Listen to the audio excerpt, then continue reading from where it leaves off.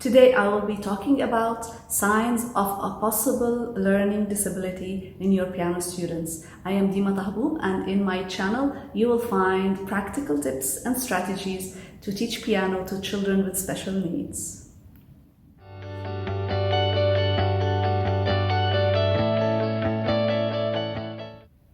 Of course, only a professional can diagnose a learning disability.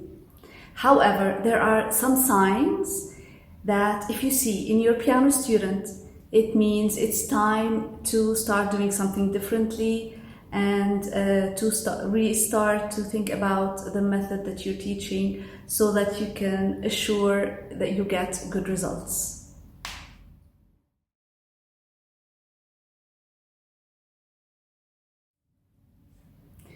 Having a learning disability is not as rare as you might think. Actually, statistically speaking, 15% of the population do have some type of learning disorder.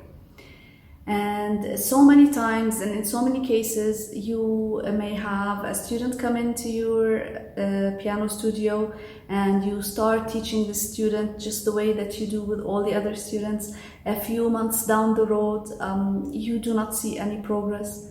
Or sometimes you might see progress and then regression and then progress again, and you start rethinking, am I doing the right thing? Am I a good teacher? Am I doing something wrong? What's going on here? However, if you are aware of a few signs that will help you rechange and remodel your teaching to fit that particular student, because he is actually having some areas that he's struggling with, and maybe now after you change your way and you just tweak it a little bit here and there, you will achieve better results. And this is what I want to be talking about now. These signs and how to watch for them, and maybe how to start to change the method that you're teaching so that it's more suitable to that or this student. These signs that we are watching out for fall under three main categories. First category is behavioral signs.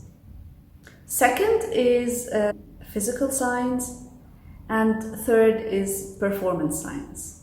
Now I will be talking more about each one of them.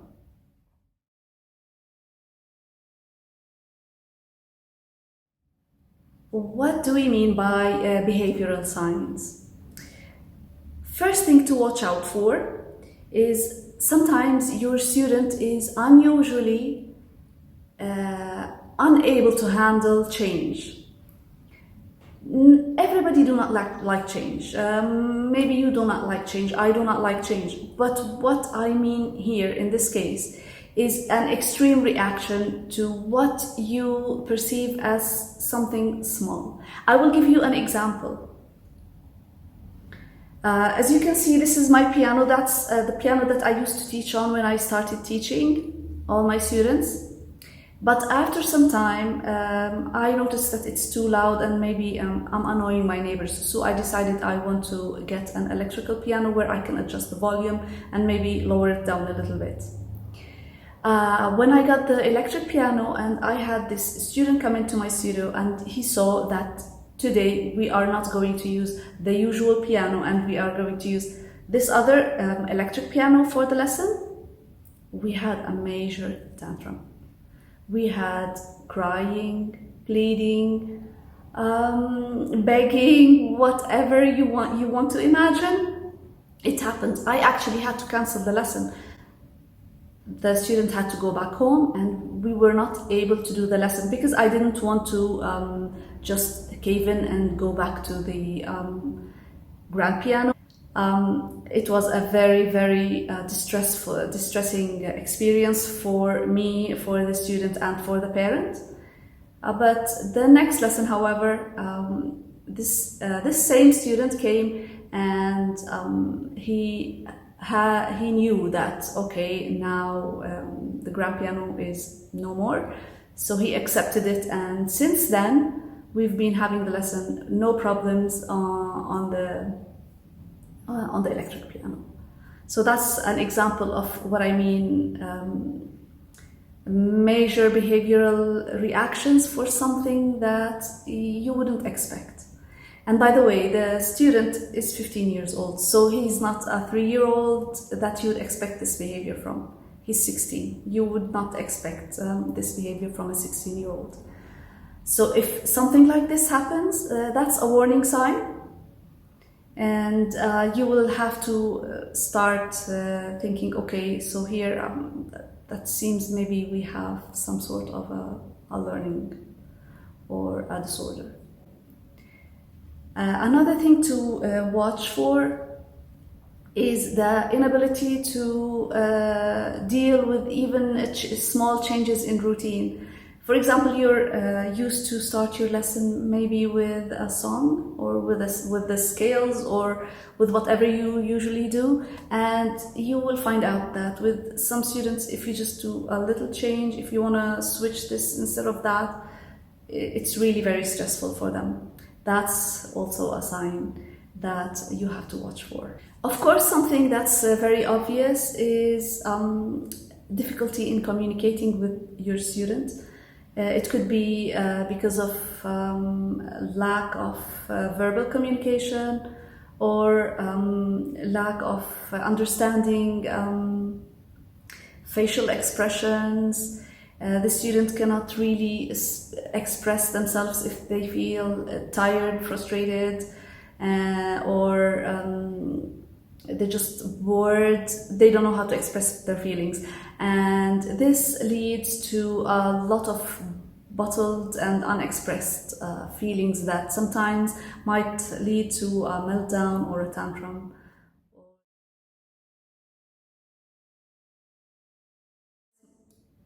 Now let's move on to the physical signs. Two main things that are obvious on the piano stool while you are teaching. They are obvious that here there's something not quite right. First of all, the lack of the manual dexterity and being able to move and control the fingers. Of course, all young students, especially students who've never played piano before, they do not have the dexterity. But what I'm talking about here is the extreme of it.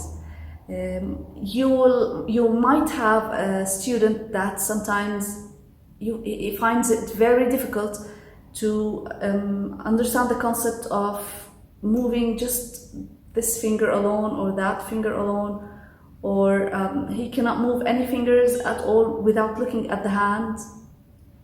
I've seen it happen.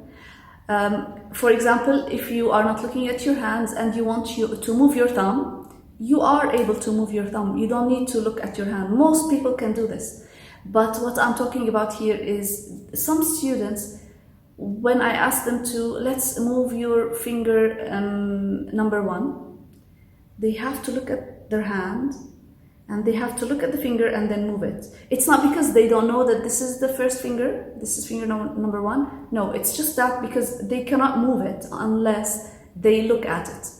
I don't know how to explain this scientifically, or I'm not a doctor, but I've seen these extreme manual disconnect, as I say, with some students. And if you see this and it's extreme, then it's also another warning sign that you have to be working this time differently with the students, and maybe focus a little bit on them being able to move their fingers properly before you start teaching others other things.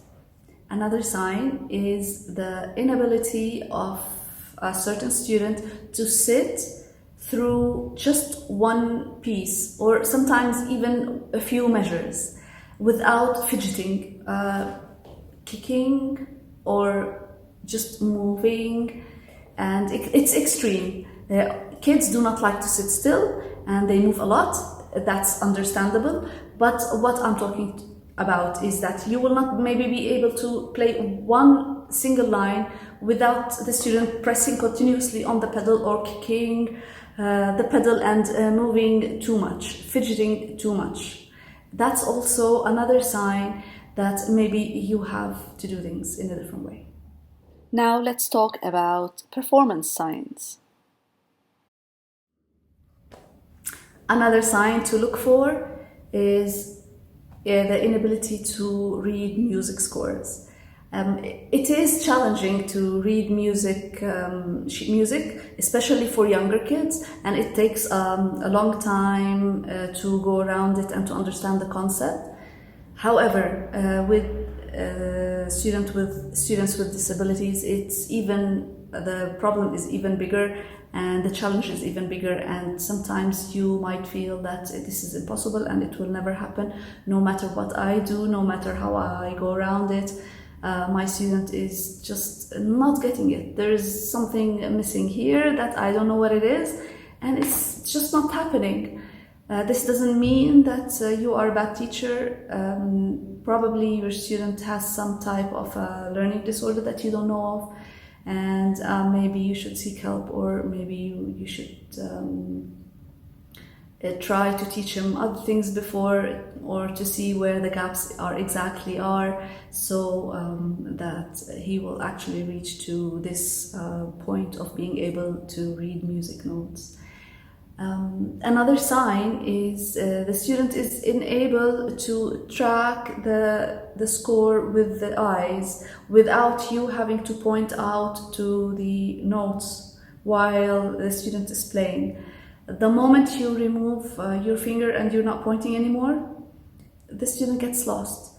Where am I? Am I here? Am I there? They get lost, and you will need sometimes to start all over from the beginning, and then you start pointing again.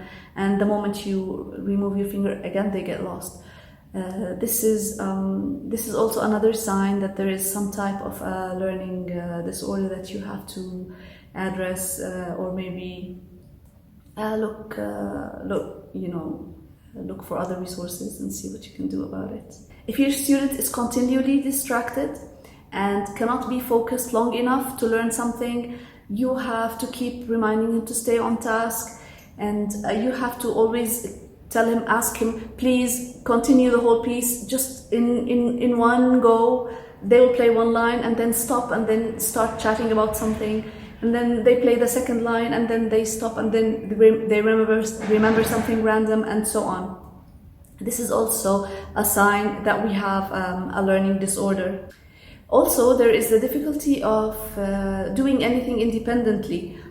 If you are, for example, sitting with the student and the student is playing a part of his lesson, and you need to go grab a pencil from your desk, and you just leave his side and you go to the desk, the student stops playing. Always. Even if you tell him, I'm going to go now, please continue playing your song, I will be gone very quickly and come back. Still, it will not work. They just cannot work independently. You have to be there, and you have to be continuously pushing them to do the work that they need to do. They cannot practice alone. They will not practice alone unless their parents tell them to go and practice and stay next to them while they are practicing. This complete dependence is also a sign of a learning disorder that needs to be looked into. And as I mentioned before at the beginning of the video, these signs are not enough to diagnose a learning disability, and only a professional can do that. But you, as a piano teacher, it's good that you are aware and you keep your eyes open and watch out for all these signs, because they are sometimes an indicator that you have to probably change the way you teach that particular student, especially if you want to guarantee good results and have stress-free lessons. If you found this video useful, don't forget to subscribe, because I'll be uploading new videos every week, and thank you so much for watching.